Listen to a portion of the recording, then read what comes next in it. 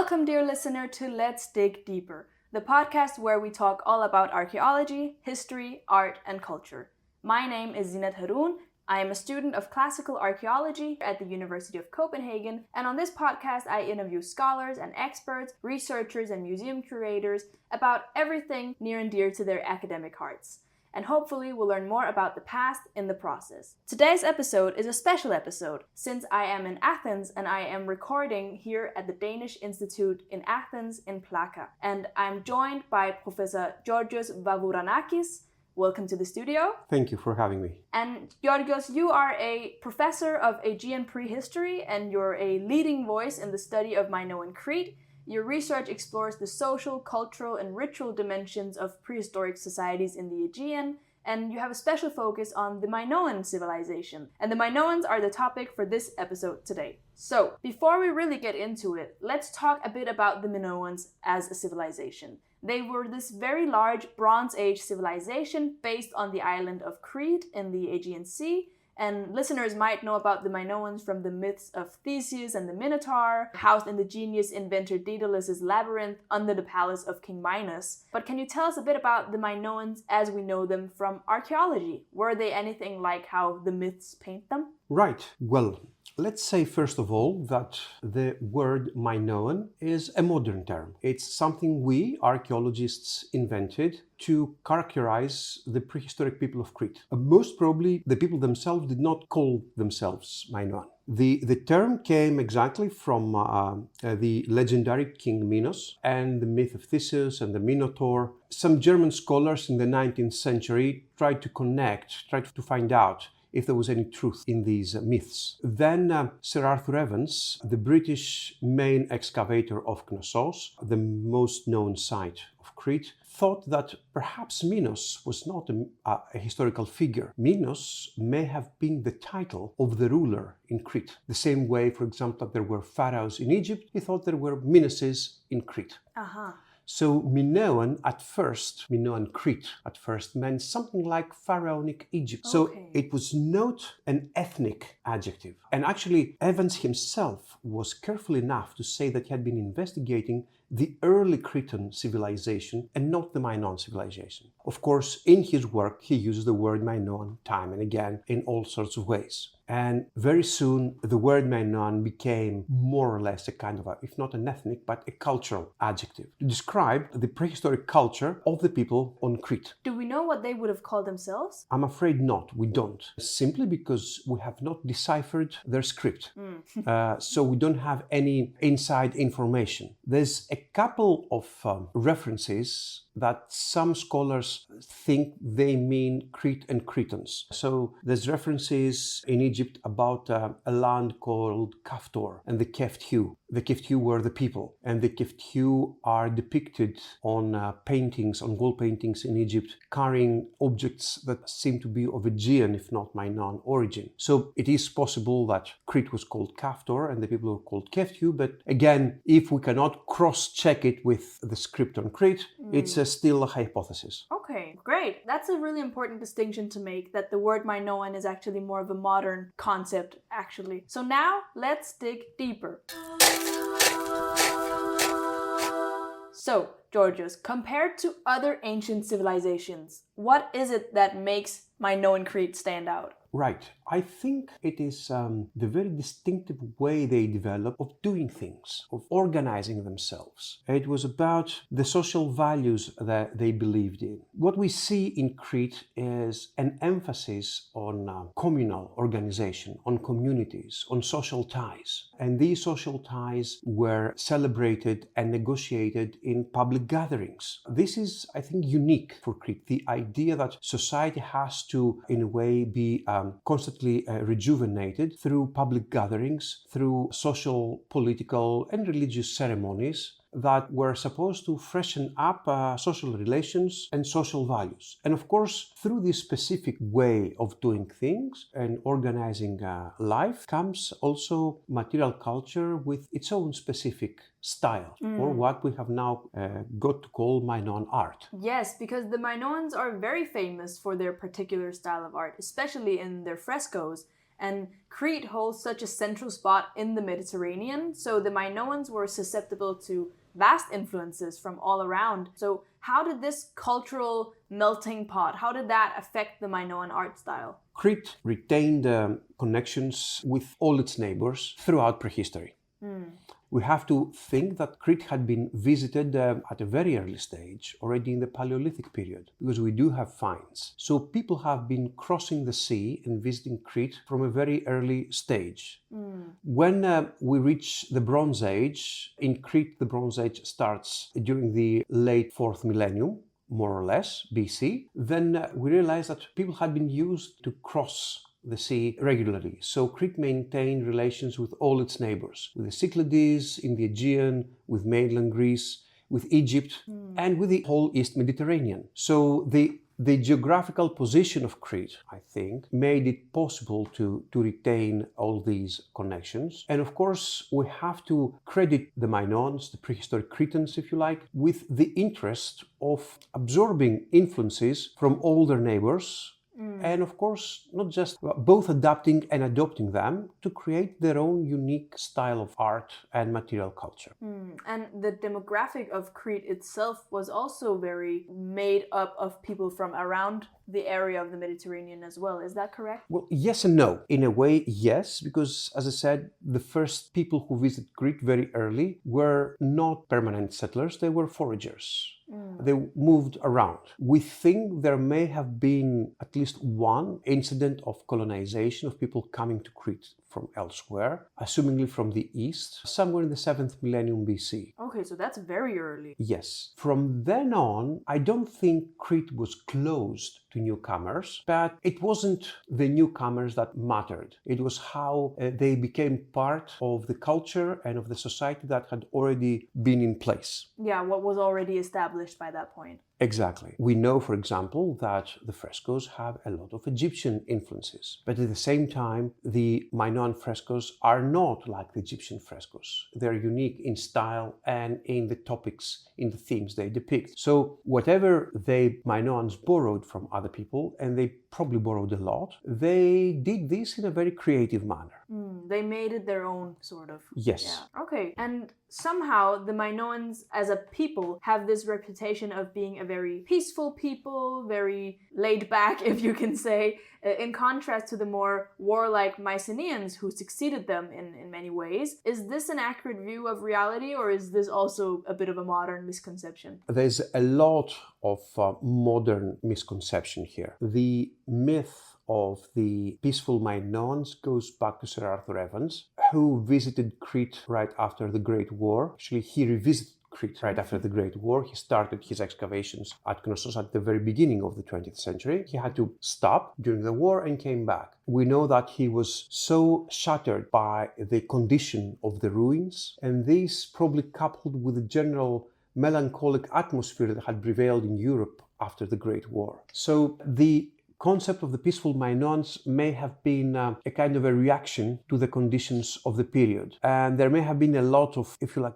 modern concepts that have been applied to the Minoans. For example, a central female figure, probably a deity, certainly of exceptional, if not metaphysical status. Yeah, is the snake goddesses? Yes, many people think that here we have to, yes, we do have the finds, but we also have to think that Evans lived in the Edwardian period of Britain, right after Queen Victoria.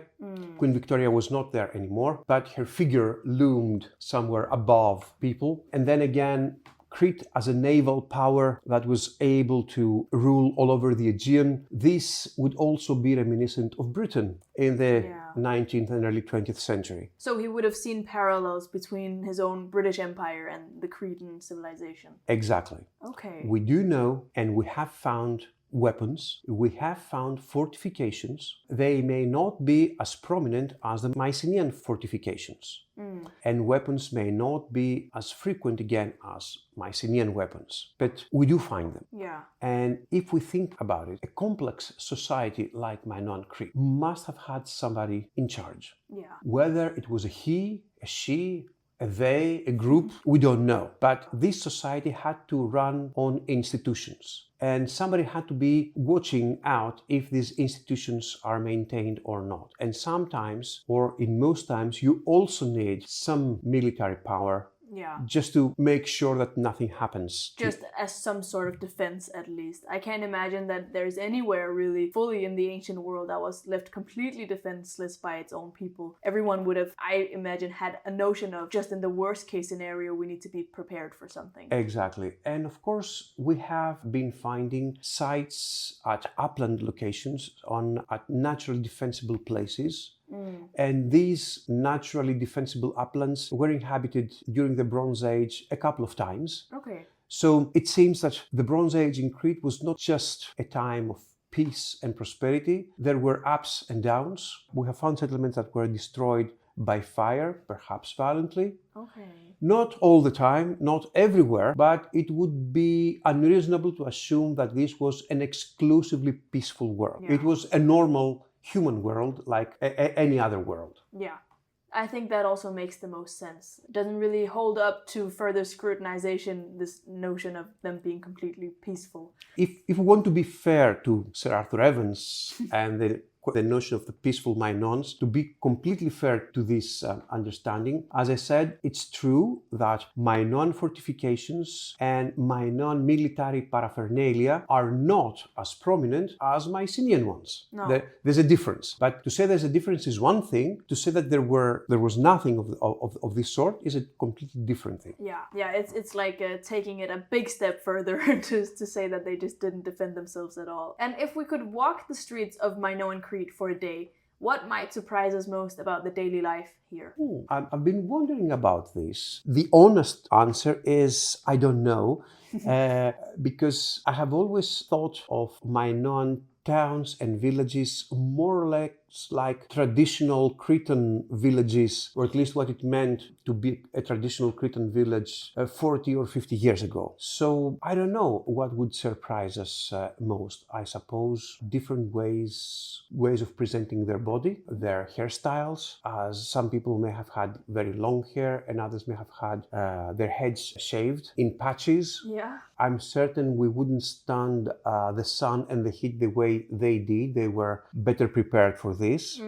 If men went out in loincloths as they are depicted in figurines, perhaps we would be impressed with the elaborate dresses of women and their hairstyles, especially elite hairstyles seem to have been very, very elaborate. And elite clothes may have had a lot of colors. Well, I think also at the bottom line of it, it was a human society as any other. So many aspects of it would probably resonate with what we see in our own daily life, like people shopping or markets and children running around. Well, this is one thing. They didn't have markets as we think. Okay. So that's another misconception. Yes, because they didn't have money in the modern sense. So there was certainly trade and exchanges, but people had to exchange products. So bartering, more like. Yes, settlements had open spaces, like public squares. I assume people would gather there, or they would gather during a public gathering in honor of a religious occasion, maybe. Yes, perhaps, and do some trade and exchange there. Crete has been the subject of countless archaeological projects and excavations, and I want to talk about the palace of Knossos in particular. Can you tell us a bit about the history of this palace, at least in antiquity, and Minoan palace complexes in general? Of course. The palace, which is another preconception, modern preconception, yeah. We don't know if they call them palaces either, was formed more or less in around 2000 BC. Okay. It didn't come out of the blue. It didn't happen suddenly. There had been a long-lived settlement in its place, and the settlement continued to live as the settlement of Knossos. Yeah. Knossos was first settled more or less in 7000 BC. So by the time the palace appeared, Knossos was a settlement of about 5 millennia. Okay. So 5,000 years of social life. Yeah, that's a lot. Yes, these 5,000 years resulted in establishing the center of the settlement as its most important part. So what the palace did, it refashioned this central part in an architectural manner and inevitably in a social manner. Yeah. Some people say that the palace was nothing else but this refashioning. But of course, once you build up this huge project, then things change forever. Yeah. We know that the palaces were designed because they have more or less some standard features. They have a central court. Okay. All palaces have central courts, and actually an equivalent term, an alternative term for a palace is a court-centered building. Okay, so to make it more neutral. Exactly. So they were court-centered buildings and they were designed inside out. Okay. From what the does that central mean? court. When we see a building today, we see its facade. Yeah. Its facade is its front side. Whereas in Minoan palaces, the front side is the interior face looking to the court. When we see the facade of a palace, we actually see its back part. Okay, so it's like the whole building is centered around the courtyard, and so the other ends of it are just like the random rooms and stuff like that. Exactly. Which is why very frequently the outer facades, if you like, they have what we call indentations. Yes. Rooms do not end along a straight line. No. They go inside, in and out all the time, simply because the concept was inverse. Yeah. Designing and building from the court to the outside. Because the first thing they want to make sure is to have a central court for public gatherings. Yes, the communal aspect again. Exactly. Yeah. This is where ceremonies would happen. This is where cult activities would also happen. Okay. And they would be supervised, monitored, and taken care of by the elites, the political elites, the social elites, the religious elites. This is one major feature of a palace, its central court. And Knossos is the largest of the palaces. On Crete. On Crete, yes. And it stood right in the middle again of a town. We think the whole town would have something like 20,000 people. Oh, okay. Inhabitants. So large for antiquity, but Yes. not very large in perspective for Yes. today. We also have to think that people did not live in blocks of flats. They lived in houses. Although we know that Minoan houses had upper stories, sometimes a couple of upper stories. Okay. Still for one family use, or would it be like apartments? The honest question is we don't know. We assume a family, whatever this may mean, or a small household. Yeah. Well, there's probably not any remnants of the upper stories, I imagined, only the foundation level. No, there's not. We usually find remains of upper stories in excavations as layers of soil on top of other layers of soil. We may find a few slabs from the upper floor, but we do have the houses at Akrotiri on the island of Santorini, which is, it's not Crete, but it's close to Crete and was influenced by Crete.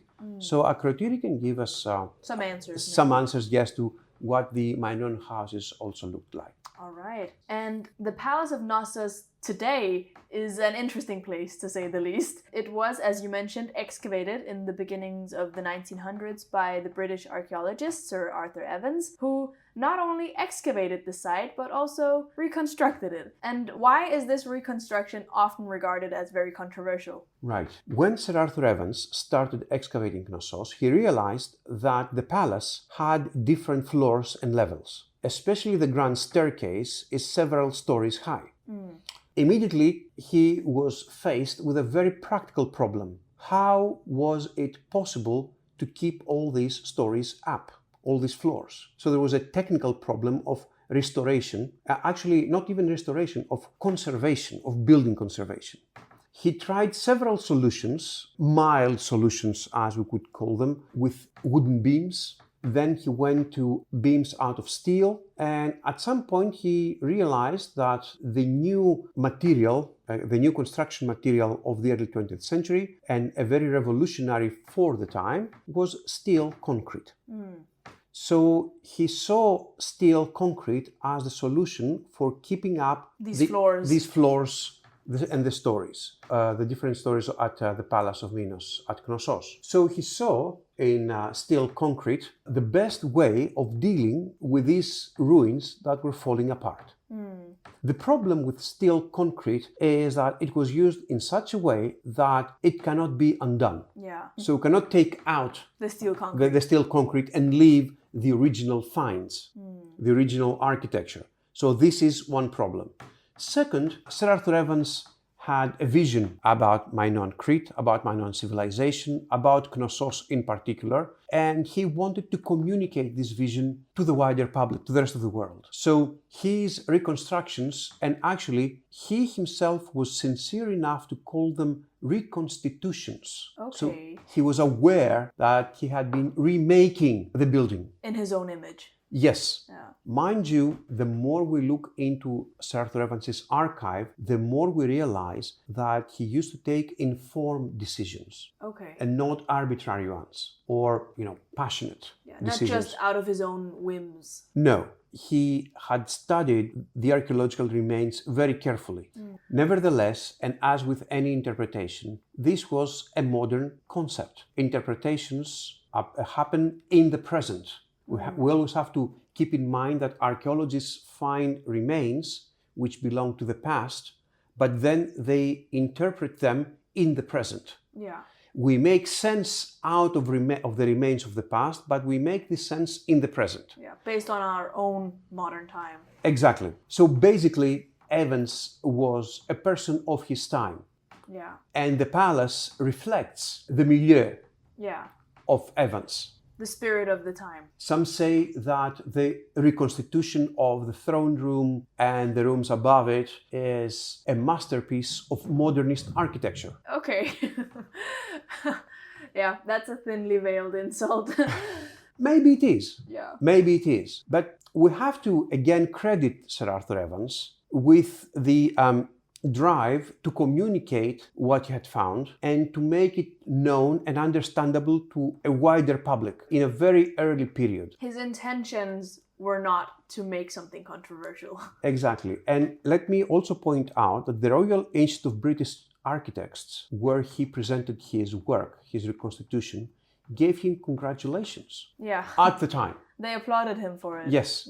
We realized, however, that steel concrete has a time limit. Okay. It expires. It cannot hold more than a century, more or less. A famous case about this is the old Wembley Stadium in Britain, which had to be taken down exactly because it was steel concrete. So now we have to reinforce and restore Evans's reconstitutions. Because they are not durable enough. Exactly. Wow. That must be sort of painful for the archaeologists who now know better that they now have to reconstruct a reconstruction that is not even accurate. It is also sometimes a bit frustrating that we cannot separate the finds themselves from the interpretation of their main excavator. If we could do this, we could, of course, reach alternative understandings faster. Even so, and notwithstanding all the problems that Evans's work had, I think we have to judge it in its own time period. Yeah, based on its own context, there was an attempt. He tried, at least.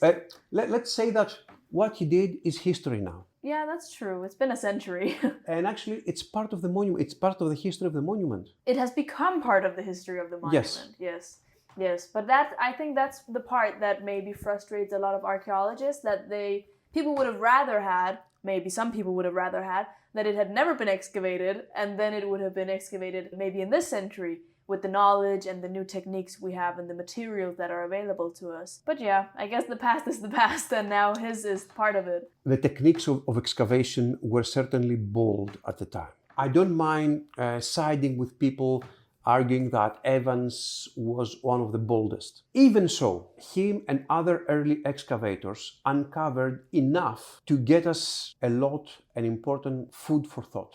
Yeah. We have whole palaces in Crete, we have towns, we have smaller and larger settlements. Yes, several of them have been excavated in haste or with techniques that are not as detailed as we would like today. Explosives? No. No explosives? No explosives. Okay. That was Heinrich Schliemann. Yeah, but perhaps a lot more workmen than necessary. Even so, the volume of finds is food for thought. Yeah. If you think about it, for example, we don't know any or almost no Mycenaean towns. That's true. We know citadels, we know settlements, parts of settlements, but we don't have towns. Yeah, the actual civilization where people lived, yeah. That's actually a good point. That's a really good point. But then I guess it's sort of a assessment of, would you rather have this where you have nothing, or would you rather have this where you have a lot but in a questionable state? But I feel it's correct to say that we should just work with what we have. That's pretty much what we have to do anyway. We can't really take out the reconstructions that Evans made, and so the only option is to work with what we have left and what we can still find that maybe he hadn't already been involved in. So, the Minoan civilization eventually came to an end, you can say, and there are different interpretations of exactly how this end came about. One of them is the eruption of Thera, the volcano, which is often tied to this end of the civilization, and it's often said as this sort of decisive blow that ended it all. Maybe with some, references to Pompeii or stuff like that. The way that not natural disasters or climate activities and stuff like that can end up having a very large impact on a whole society. But was it really the eruption of Thera that was the end of the Minoan civilization, or were it other factors as well? Well, let's say first of all that the volcanic eruption of Thera, or modern Santorini, was a theory proposed in 1939 by a Greek archaeologist, Spiridon Marinatos, who also worked on Crete extensively, and later on went to excavate Akrotiri on Santorini itself. So a person who dedicated his life into this theory of the volcanic eruption. Today, we don't think that it ended with it, simply because we realized that there is an ultimate phase of occupation that connects with what happened before the volcanic eruption in a very organic manner. It's its very last bit. So the wider understanding today is that yes, the volcano gave Crete a huge blow. Yeah. Literally and metaphorically. Yeah. In all senses of the word. Yes, there was ash, there was earthquakes, there were tsunamis. So we do think that Crete was destroyed because of the volcanic eruption, but it attempted to stand back on its feet again for a short period of time. How long is this short period of time? Could be a couple of generations, actually. What happens after this? Crete becomes part of the Mycenaean world. In a way, Minoan Crete or Minoan civilization does not end. We have people remaining on Crete after the volcanic eruption. So the island is actually still inhabited. It's not deserted after this. Exactly. There's a huge debate about how many Mycenaeans came to Crete. Some people say nobody ever set foot on the island. Other people say, well, it was just a military corps, a military elite that took things in their hands. Others say, well, maybe a few of them came, and then others may say, no, we had a lot of people coming to Crete. We don't know. Okay. And we don't know simply because Crete retained its own distinct culture. Even though it became part of the Mycenaean world, it was still a bit different than the rest of the Mycenaean world. It was still distinct. Yes. Even administration practices in Crete, okay, yes, they had Linear B, the script that all the Mycenaean world used, but we know that for the collection of products from the areas around the palace was not exactly, it did not happen exactly the same way as in other places. We know that material culture retained a Minoan flavor. It never became fully Mycenaean. And the two major cultural trends, if you like, the Minoan basis and the Mycenaean trends, eventually blended with each other. A colleague once referred to Mycenaeans at the very beginning of the Bronze Age, meaning that by the end of the Bronze Age, the two traditions had really fused together. Yeah, they would have sort of merged, right? Maybe the Minoan culture would have lived on in a bit of a Mycenaean format, perhaps. Yes, it all depends on how we see the political and social organization of Knossos during the Mycenaean period of Crete, or the period of Mycenaean influence, whatever you may call it. Opinions differ. But all in all, yes, we cannot but accept that there was Mycenaean influence. Crete became part of the Mycenaean world, but it also retained its distinct identity. Yeah. Okay. But was the island continuously inhabited up until the modern day, or were there periods in between where there were no inhabitants or not as organized society as there would have been in the high Minoan period? I don't think that Crete was ever completely uninhabited, but social organization certainly had its ups and downs. We know that the beginning of the Bronze Age, somewhere around 3000 BC, saw a few incidents, perhaps even of violence, simply because we find sites in the uplands. Right before the palaces, we see sites being destroyed by fire, as I said. So there may have been violence again, or turmoil, or people moving up and down on the island or around the island, or even coming from other places. Some people argue, for example, that when Akrotiri at Santorini was destroyed by the volcanic eruption, some people from Thera, from Santorini, came over to Crete. Okay. Which is reasonable to assume. I mean, why not? Yeah. Certainly, at the end of the Bronze Age, so in 1200 BC and a bit later, we see social organization becoming looser and more simple, if you like. Okay. So the sort of structure that the Minoan civilization had was never fully attained again. No. From that point onwards, from 1200 BC onwards, we see communities being reorganized at a very low level, at the community level. And what we see then is all the social and historical processes that we connect with ancient Greece, with antiquity, city-states, and this happens on Crete. If again we have another influx of people, as ancient texts say that the Dorians went to Crete, if the Dorians existed and who exactly were these people, because this is another mismatch between ancient texts and archaeological reality, is a completely different story. But all in all, I think, yes, that social organization in Crete had its ups and downs. It managed to more or less retain its composition in the first half of the second millennium BC. It sort of cruised on this basis, but became more Mycenaean-like for the second half of the second millennium BC. And then by the end of it, things again started to change. Started wrapping up at least. Yes. All right. And you've worked in this area of Minoan, Crete, and the Aegean different cultures for so long, and you really have a lot of knowledge about it, but I can't help but wonder, and this is my final question, if there's any aspect of the Minoan civilization, or if there's an artifact in particular or something that you have a special interest in. What's your favorite part of the Minoan civilization?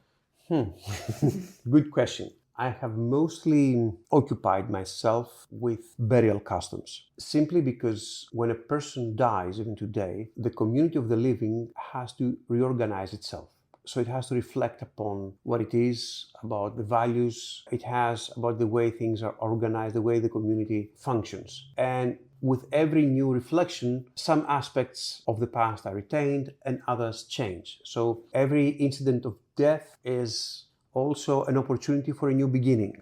Yeah. And I like this contrast, and I would like to see how it worked in Minoan society, which is why I have placed a lot of emphasis in periods that are before the palaces, in societies, in communities that were organized without necessarily political institutions, simply on social values. Yeah, on the basis of human interaction, maybe. Yes. Yeah, that's really interesting.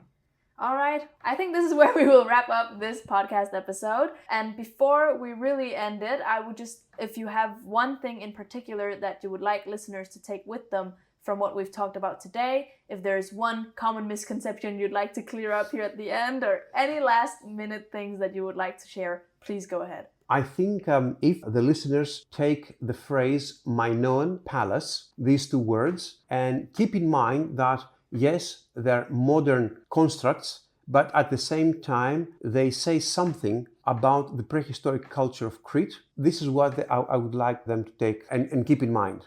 Yeah, all right. So thank you so much, Georgios. It's been great having you. And thank you, dear listener, for tuning in to this episode of Let's Dig Deeper. I hope you've learned lots, and if you have any questions or suggestions for the podcast, you can reach us at letsdigdeeperpodcast@gmail.com. Again, that it's letsdigdeeperpodcast@gmail.com. Don't forget to subscribe to the podcast on your preferred platform so you never miss an episode. I'm Zinat Harun, and I've been your host. You can reach me on Instagram at z_archaeology. Thanks for tuning in. I'll see you next time where we will dig deeper into another topic. Bye!